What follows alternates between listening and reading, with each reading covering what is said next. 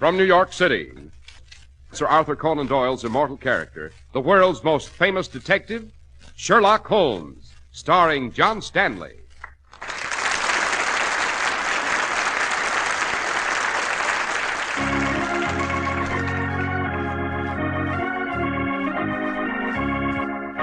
This week's story, Murder on a Wager. There's the dead body, Holmes, washed up on the beach. Yes, Watson. Obviously drowned, I should say. Yes, quite. Yet the death is not as simple as it would seem, Watson. I should say our two visitors to Monte Carlo, our two brilliant criminals, have concocted a special brew for me. I should say... Quick, behind that tree. What do you see? A shadow with a gun. Get down, Watson!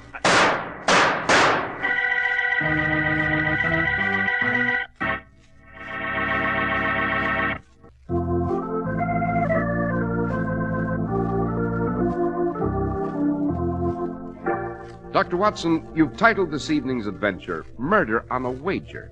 But who would commit such a murder? It does seem an extraordinary motivation, doesn't it, Mr. Harris? Well, it was a summer evening in the late 1890s. We were at our flat at 221B Baker Street. We had a call.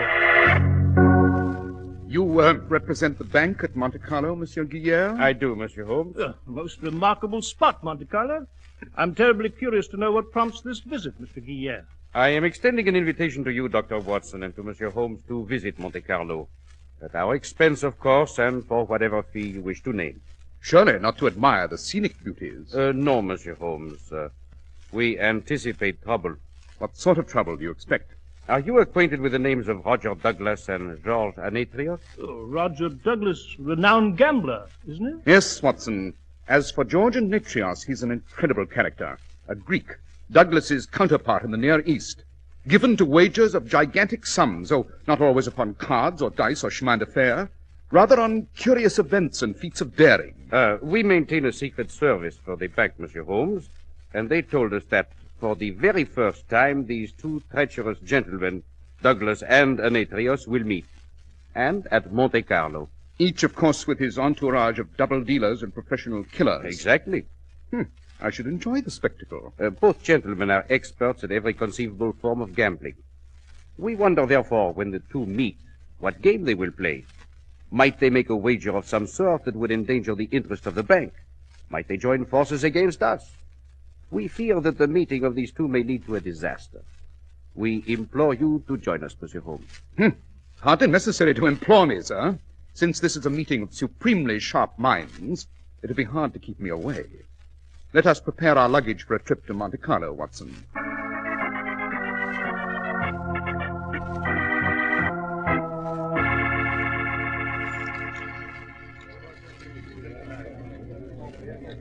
Mr. Douglas? Yes, Mr. Anetrios? I am delighted to meet you.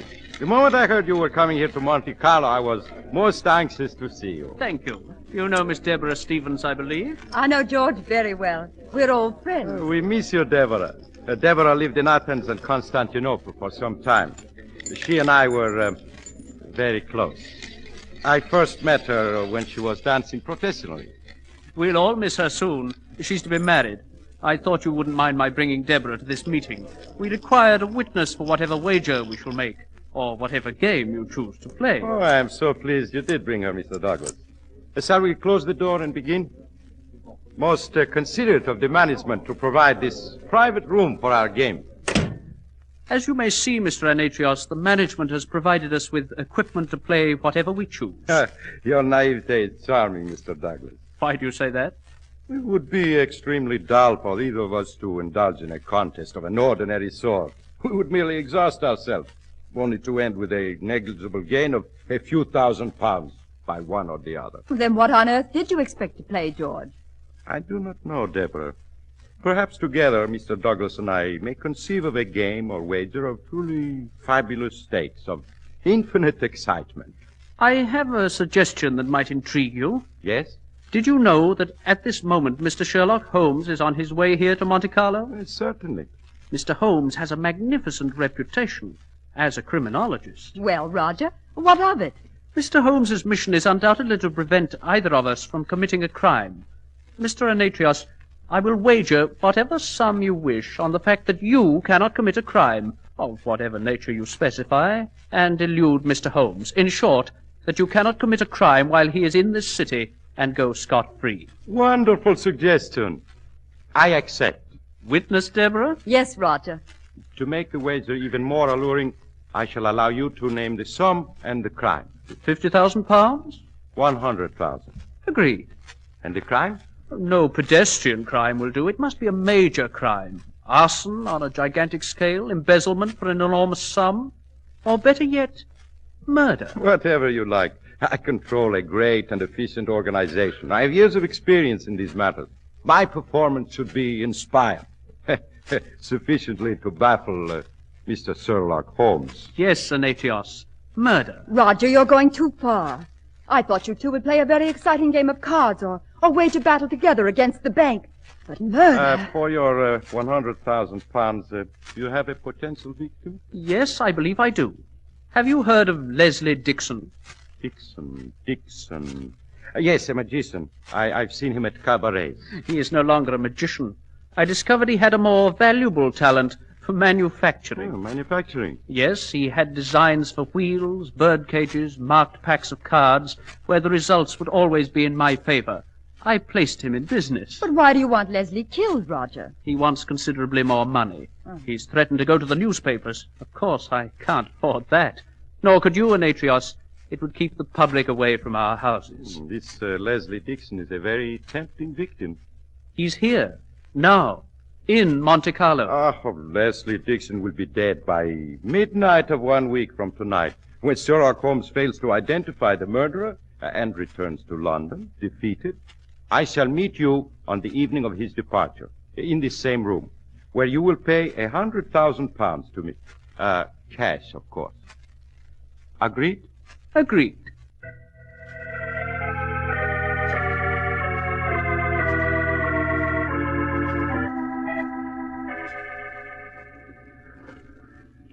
Ready for your evening swim, Mr. Dixon? Yes, Reynolds. Have my dressing gown and towels ready, as usual. Yes, sir. They're back in the cottage, sir. I'll fetch them.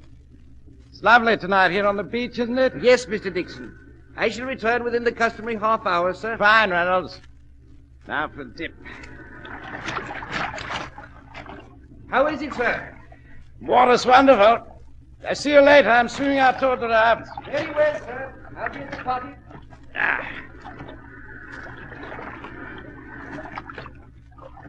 My legs.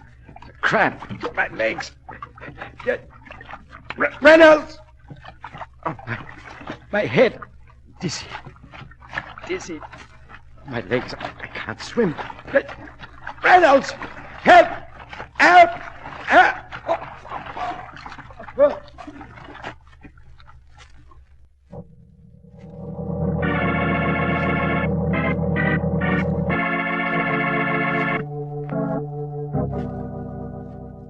There is the body of Monsieur Dixon, Monsieur Holmes.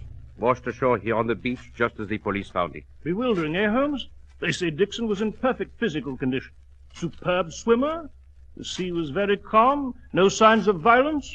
What do you make of it? You've interviewed the butler, Monsieur Guillaume? The police did so, yes.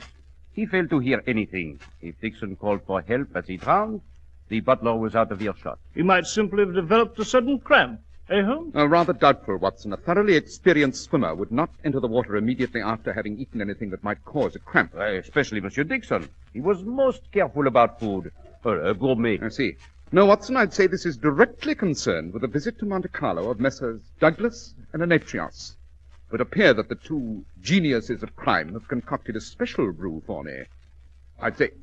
Quick, behind those trees. What is it? What do you see? A shadow with a gun. Get down!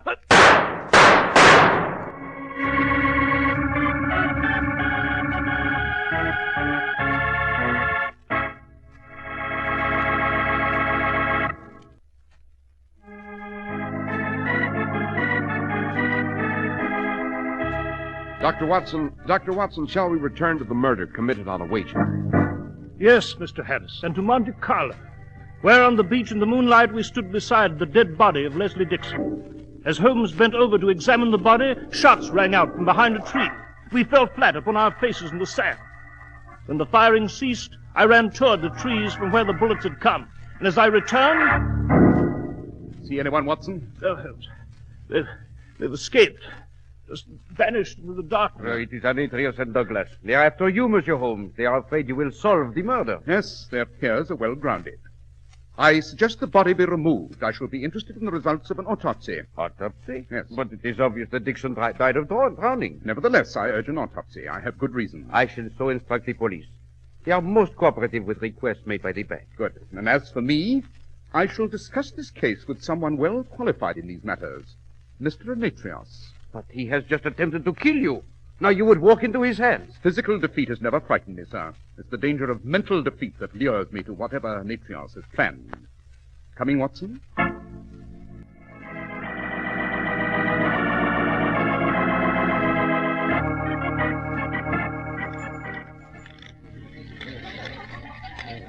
Oh, dazzling crowd, eh, Holmes? Princes, millionaires, cabinet officials, diplomats. See the Indian Rajah in the ruby-trimmed headdress there? Irrelevant, Watson. We've business with Mr. Demetrius. That croupier said table 3. Ah, yes. Wouldn't that be he? Mr. Demetrius. Good evening, Mr. Holmes. Oh, I'm complimented that my face is internationally familiar. I've been expecting you. Shall we step into that private room? I wouldn't, if I were you, Holmes. You are upset by something, Dr. Watson? Yes, I certainly am, sir. If I were you, Holmes, I accept your invitation, Mr. Demetrius. Oh, before we step into the room, would you like to hold my gun, Dr. Watson? Well, Here. Perhaps it would put you at ease, huh? by Jove, I will take it. Excellent. After you, Mr. Holmes. Thank you. I shall save a great deal of time for you, Mr. Holmes. I did not kill Leslie Dixon. Didn't you? I was in the gambling rooms at the time of his death. For 2 hours previous to that, I enjoyed dinner at the Hotel Maurice. I can produce a dozen witnesses to that effect. Yes, I'd no doubt you'd have a flawless explanation. Previous to dinner, I attended a lawn party. Again, as many unimpeachable witnesses as you like. I see. I'm curious, Mr. Demetrius, about the game you played or the wager you made with Roger Douglas last night. Could it in any way have been connected with the death of Leslie Dixon? Very directly. I wagered, Mr. Douglas, that I could murder Leslie Dixon in such a way that you, Holmes, would never succeed in proving I had committed the homicide. The sum, £100,000. Astonishing. Of all the effrontery, throwing the gauntlet in your face, Holmes. Now, really, this... Very amusing. Well, there's the motive, Holmes. There's your man. I see no reason for concealing the wager. Besides, it would be unjust of me to collect. I did not kill Dixon. I intended to, yes, but I was late. I hadn't even started my plans when I had the news of his death. Hadn't you? Perhaps it's a move by Roger Douglas. He wanted Dixon to die. He suggested the wager.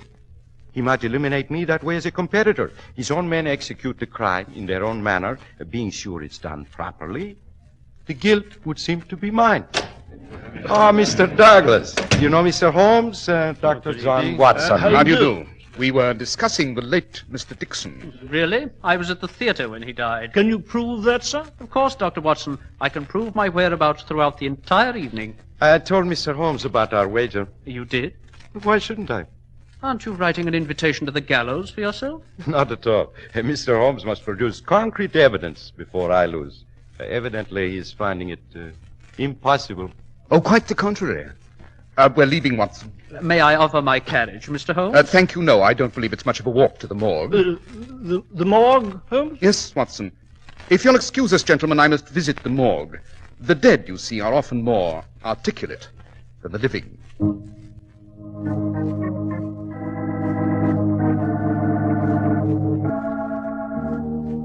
Well, there's the body on that slab, Holmes. The police surgeon said you could examine whatever you wished. Yes. I see they've already performed the autopsy. Dixon drowned, Holmes. And what the dickens are you probing about for? His lungs there show clearly that he was drowned. Yes. And why did he drown? Aha, as I thought. What do you see? I see that I must pay a visit to the late Mr. Dixon's cottage. Well, Holmes, if you insist upon being secretive... You, Watson, return to the casino. Keep an eye on Demetrius and his associates. I shall meet you at the casino very shortly with a thorough explanation of the murder and the identity of the killer.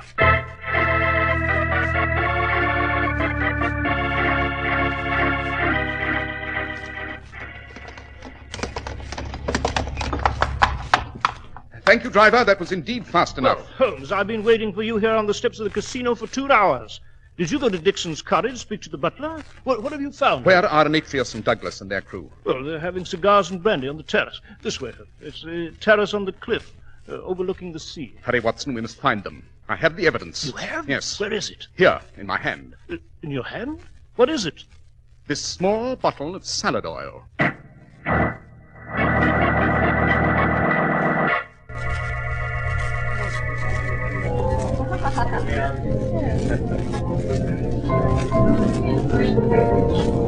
There they are, Holmes, with that girl.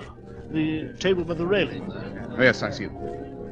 I regret disturbing you, gentlemen. Mr. Holmes, you've met Mr. Douglas. This is Deborah Stevens. How do you How do do? you do, Miss Stevens? I presume, Mr. Holmes, you've some sort of evidence you believe will prove I killed Leslie Dixon? No, Mr. Demetrius. Your remarkable instincts are wrong, for once. Then I'm sure, Mr. Holmes, you are prepared to accuse me, believing I carried out the crime, having engineered it so that Demetrius would suffer for it. No, Mr. Douglas. But Holmes, one of them committed... Neither of them, my dear Watson. Then the butler? Nor the butler. Mr. Leslie Dixon was killed by you, Miss Stevens, with this innocent-looking small bottle of salad oil. Where did you find that? You know what you are talking about, Holmes. It was obvious someone had contrived for Dixon to drown. But how? There was no external evidence of violence. No, the sole possibility was that he'd been given something internally. In all likelihood, something that would cause him to lose control of his arms and legs, that would cause unconsciousness, so that when he set off on his nightly swim alone, he'd drown. Stay where you are, Miss Stevens. I've had my service revolver along this trip. I knew I'd have use for it. Go on, Holmes. So I insisted upon an autopsy. It revealed to me that Dixon's stomach lining was affected by an extreme irritant. It confirmed my suspicion. Dixon was subtly poisoned. I won't listen to this. You'd better, Miss Stevens. It's your death warrant. I raced to Dixon's cottage. I spoke with the butler. I inquired about what Mr. Dixon had had for dinner prior to his swim. His dinner included a salad prepared with a small bottle of oil. This bottle, which had been presented that afternoon as a gift to Mr. Dixon by Miss Deborah Stevens. This oil contains an overdose of camphor. Camphor, Holmes? What sort of diabolical notions... Camphor, as you know, Watson, is soluble in oil, but not in water. The salad oil was a magnificent idea. The minute amounts of camphor could easily be blended with other flavors and odors, so its presence might not be detected. Deborah, of all the Shut up! Shut up, all of you! Camphor, Miss Stevens, is obtainable easily at a chemist's, isn't it? There's no suspicion of poison when you purchase camphor, is there? And just a bit too much of it will cause leg cramps and dizziness. Will it not, Miss Stevens? Stop it! And an autopsy might well be a routine drowning report without evidence of poisoning. Am I correct, Miss Stevens? Yes. Yes, you're quite right. At one time or another, she's been associated with all kinds of men. Lord knows what sort of mess she was in with Dixon. I was to be married next week. Dixon knew about where I've been and what I've been. He was very much in love with me, ever since we met when I was dancing in cabarets and he did his magic act. I loathed him. Every time I had a chance to marry, he would speak to my fiancée and break it up. He was going to do it again. So you couldn't wait, could you, Miss Stevens? You couldn't wait for Mr. Demetrius to eliminate Dixon. Besides, it was an ideal circumstance. If there were any suspicion of murder, it would point to Demetrius. Yes, but Holmes, the shots are on the beach. Fired by you, Miss Stevens, to create the impression that an organized gang was responsible. I won't go to prison. Dixon won't have another victory over me. I won't allow his death to send me to even more misery. No, I won't go. Here, let go of my revolver. I would get her away from you. And she's tripped. She's falling back over the railing.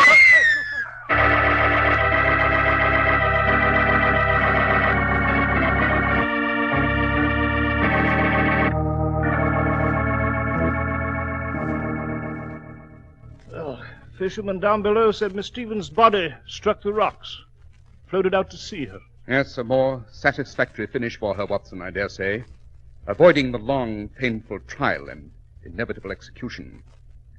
Now, Mr. Demetrius, Mr. Douglas, if you'll excuse me. Returning to London, Mr. Holmes? Yes, and to Baker Street.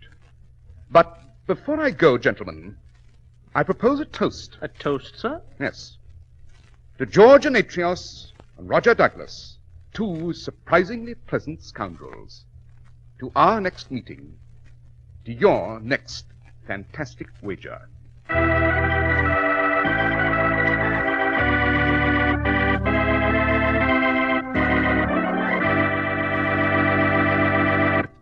Dr. Watson, that was a very gripping adventure. Indeed it was, Mr. Harris. And what adventure have you for us next week, Doctor? I have called it The Adventure of the Unfortunate Valet.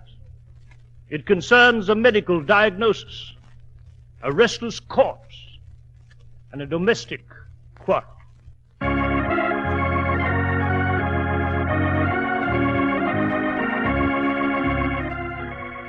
The world's most famous detective, Sherlock Holmes.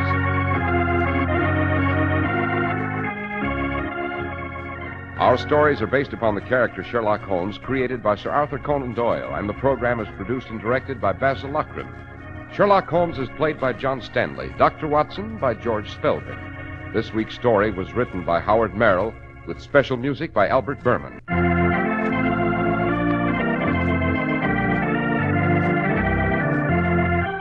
Be sure to listen next week to Sherlock Holmes in The Adventure of the Unfortunate Valet.